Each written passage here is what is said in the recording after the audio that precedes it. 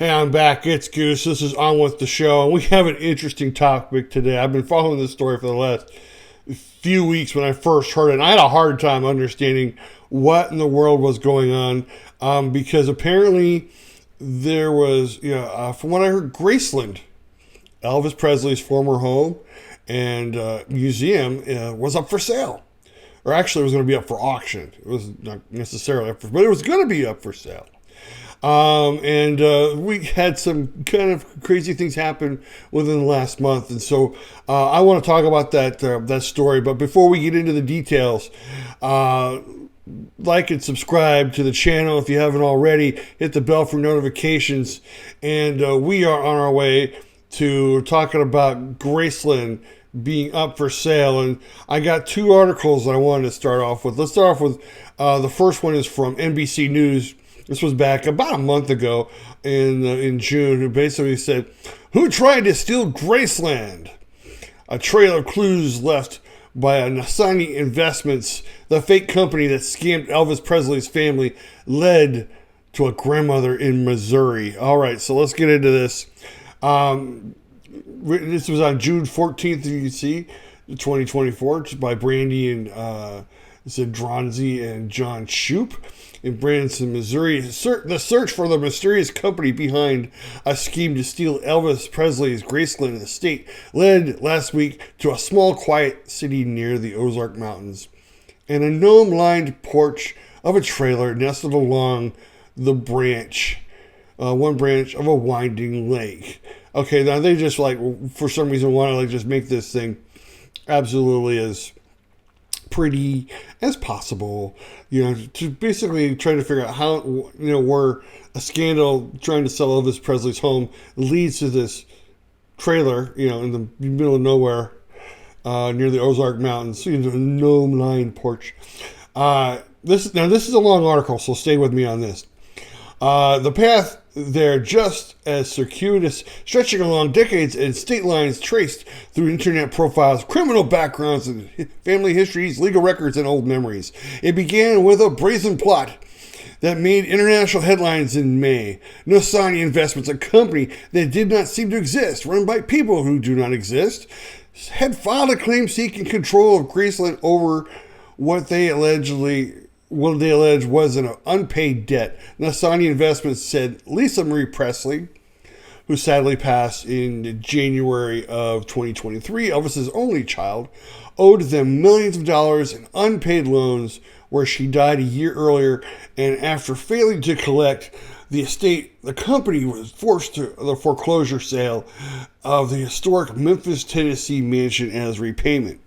So, basically, what's going on is they're basically saying that Lisa Marie Presley, the heir and the owner of Graceland, took out a loan and put up Graceland as collateral. Now, first of all, I don't. It doesn't say what exactly she took the loan for. Just that she took a loan. Which is already suspicious to me. It's already suspicious to me. The other thing is, and from what I guess we'll gather just a little bit, is that the payment was for like $3.8 million. And from what I gather, Elvis Presley and his estate, Elvis makes more money dead now than he does alive, all right? For her needing $3.8 million, I just don't see why she just couldn't get it from the estate. But let's keep going. It says here, the documents filed to support Nasani's investments case were clearly forged, and within days of the foreclosure sale being halted by a judge, the scammers admitted their plot. Now here's where it gets even funnier and interesting. After posing as Kurt Nasani, Gregory Nasani, and Carolyn Williams, executives for the fictional Nasani investment companies, the scammers wrote to NBC News and other outlets that they were dropping the charade. Emails from a person calling himself Gregory Nasani said that he was part of a ring of Nigerian identity thieves and boasted that even with the Graceland failure, they would keep preying on people without fear of capture. "We sit back and laugh at you idiots and watch you make fools of yourselves," read the email written by in clunky Spanish Come find us in Nigeria. That confession seemed to be the final act in a legal drama that was now a matter for the authorities, including the Attorney General of Tennessee, whose office announced it was investigating Nasani investments. All right, so first of all, when I first heard that, when I first read that, I was like, so we're going back to the Nigerian prince thing again, right? We're going back. Please send me money. I cannot get my money out of the bank. That just sounded ludicrous. Now, I read another article, I'm going to be bringing it up in just a minute, that I kind of think explains what this really is going on, what this really is. Because I don't think it's a ring of Nigerian scammers after all. Let's keep going because this gets even weirder and weirder and weirder. All right.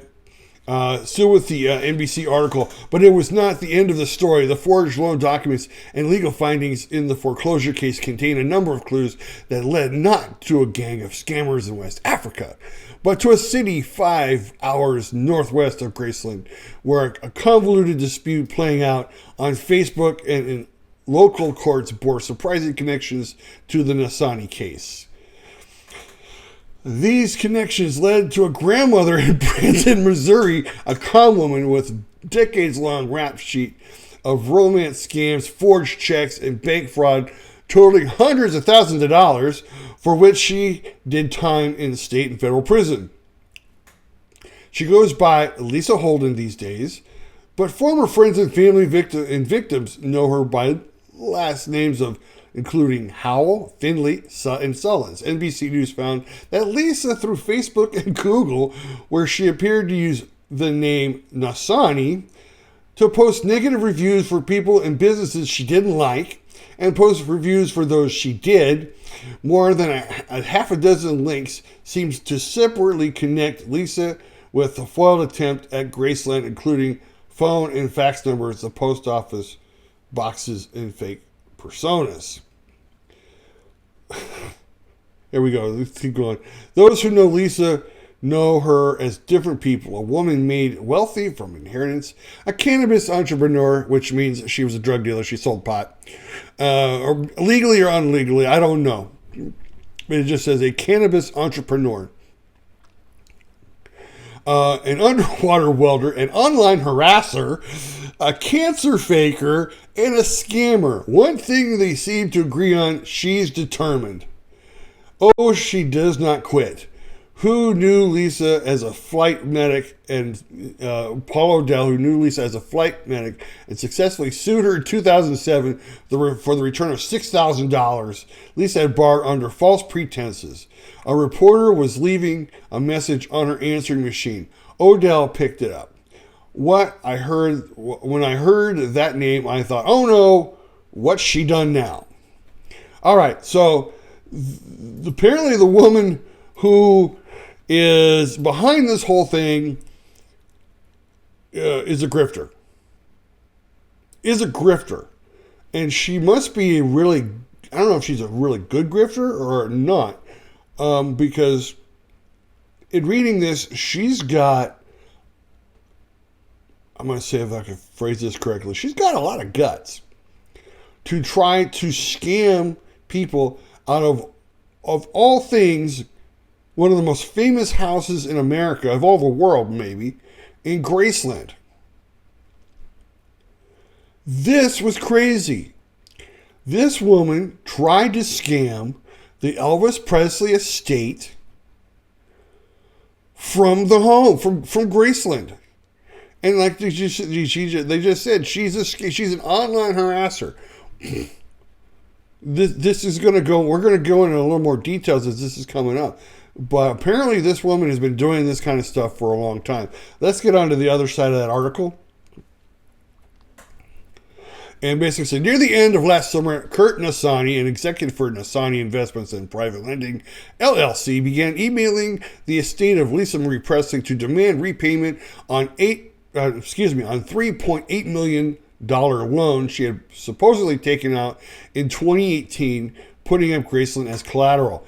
As I've said, she probably didn't need a loan. She could have just gone to the estate to get money like that. And if she'd taken it out at 2018, she could have already have paid it back by this time. Documents used as evidence of the debt, which included Presley's signature and a notary, had been forged, according to the estate's lawyers, who filed a legal complaint against Nasani Investments and Kurt Nasani to stop Graceland's foreclosure sale, which had been scheduled for May 23rd. So they were going to put this up on auction on May 23rd. And a judge looked at it and said it stopped it. What became quickly clear, Kurt Nasani did not exist. And Nasani as a name also did not seem to exist. There was no record of it in any of the numerous public records databases used by NBC News, nor in business or court filings. The only other name associated with the attempted sale of Graceland was too common to track down: Carolyn Williams, listed as Nasani's senior collection officer in the forged loan documents. While Kurt and Carolyn may not have existed in the real world, they lived online. So this is where we're getting into the weeds here on this. This woman made up these aliases and made up online, Facebook accounts and Twitter accounts and whatever accounts so that they appear to be real people online. She faked this company. She faked these people and then, tried to make it legit by seemingly give them an online presence. This is kind of scary because if you think about it, anybody can just make a second account and not put up and we see these a lot, especially I especially see this on Twitter, where you see you get people that follow you or people follow some of your stuff and you click on their profile and there's no picture there. There's no picture of them. There's no picture of anybody. And you're wondering, well, is this a real account? Is this a bot account? Is this a secondary account? People can and have made secondary accounts just to make it seem like there's a real person behind the whole thing. All right? And it seems like this is exactly what this woman did. All right? So and again, one of the things she was known for was being an online harasser, which means she could very well make up several accounts and be able to leave bad reviews on places that she didn't like, and leave good reviews for people that she did like. I'm getting my coffee right now. Okay. As you can see, Donald's in a good mood today. All right, let's go into the next of it, because this gets even better. So, this is the second article from Entertainment Weekly. This was off of Yahoo News, written by Wesley Stenzel, Saturday, August 17th of 2024. A woman arrested for allegedly trying to steal Graceland from the Elvis Presley estate. The Department of Justice claims that Lisa Janine Findley used several aliases, established a fake lending firm, and forged documents to try to take the property from the Presley family. So we actually now know that her name is actually Lisa Janine Findley. All right, so this gets even better. A woman allegedly tried to get the Elvis Presley estate caught in a trap. Now she can't walk out. I like this. I like that little thing. She's caught in a trap. She can't walk out. You tried to steal the home of Elvis. Yeah, it's just, you can just tell me to stop stealing. I will. Let's keep going. This gets even funnier. Lisa Jean Finley of Cumberland City, Missouri, was arrested Friday on charges of mail fraud and aggravated identity theft. Connected her to alleged plans to steal the Graceland estate from the Presley family. The Department of Justice claims, now that's how far it went. I mean, the FBI and the Department of Justice got involved in this. Of course it would. It's Graceland. The Department of Justice claims that Finley fabricated false documents that suggested that the singer's late daughter, Lisa Marie Presley, pledged to sell the Memphis property to repay debts. If convicted, Finley could face the mandatory minimum of 2 years in prison for aggravated identity theft, as well as a maximum of 20 years in prison for mail fraud.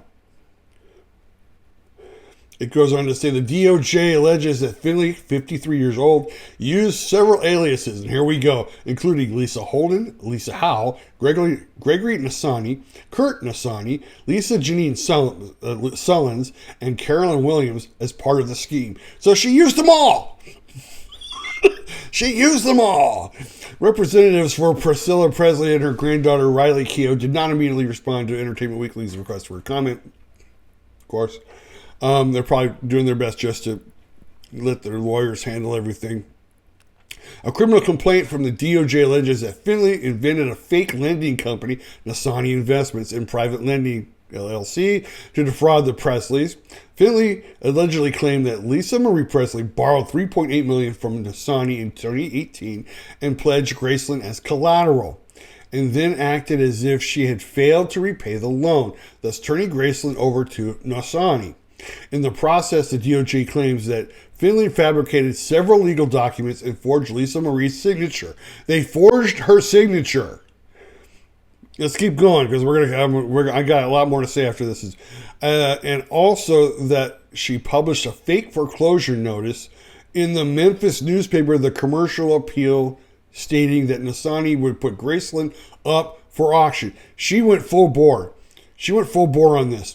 The document also alleges that after the scheme was uncovered, Finley falsely told the Presleys, plus the media and the court, that a Nigerian scammer was responsible for the plot against them.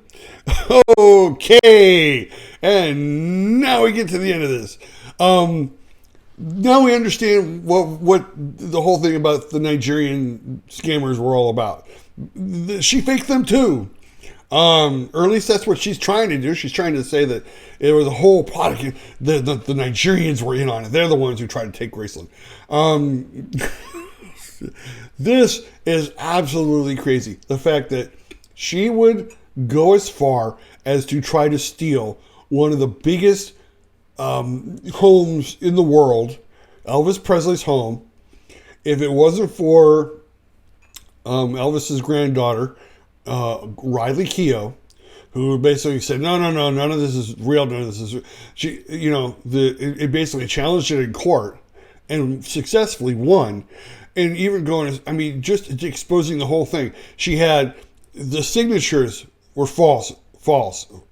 The notary was false. The company was false. She had I rattled off, 8 different names? For, that she tried to, she had all of these online accounts that she was balancing, trying to make it seem like, that these people were real. When it was one person, a 53-year-old grandmother, who basically tried to do the biggest score of her lifetime by trying to scam the Presleys out of Graceland and selling it to the highest bidder on auction. That takes a lot of guts. And that's one of the things that was mentioned in the NBC article, was that she's determined. She was determined. Who knows how long she planned this out. And to try to, basically say, well, because again, Lisa Marie Presley, passed sadly back in January of 2023. She's not around to defend herself. She's not around to say, no, that's not my signature. She's not around to say, I've never met this person. I never took $3.8 million. And again, I don't see why would you need... Elvis Presley's estate now is worth more than $3.8 million. I bet I just find it absolutely crazy that it's almost like, yeah, I'm gonna try. It's that old adage, you know. I'm gonna sell you the Brooklyn Bridge. You know, that's an old joke from all the way back in, I mean, almost 100 years old. I'm going to sell you, oceanfront property in Arizona. You know, I now own Graceland, and I'm going to sell it to the highest bidder. You know, someone at the newspaper had to sit there and go, no way. No way. It can't be. There's no way that this woman owns, or this company owns Graceland. Not a chance. But karma came back on her, and now she's facing 20 some odd years in prison for this. Absolutely crazy. So thank you very much for listening to the show today, watching the show today. I really appreciate you coming on and listening to me talk about this, because when I first heard this, I couldn't believe it. There's no way. And yep, crazier things have happened. Yep, we have. And matter of fact, if anything, this is now probably the greatest commercial you could ever have for home title lock. I mean, just a little. I mean, I'm sure Home Title Lock's not trying to figure out, hey, can we try to get in on doing a commercial with you guys for the Presleys? Hey, you almost lost Graceland. If you had Home Title Lock, this would never happen. Oh my gosh, you think you've seen it all, and this happens. Again, thank you very much for watching the show today. I really appreciate you coming on board. Again, if you liked the video, give me a big thumbs up. Like and subscribe. Hit the bell for notifications when new videos are uploaded. Leave me a comment. Tell me what you think. I mean, this is one of the craziest things I've ever had to read. And let me know what you think. And share this out to your friends, your family, and your neighbors. Let them know what Goose is doing over here on With the Show. But until next time, I will see you on the other side.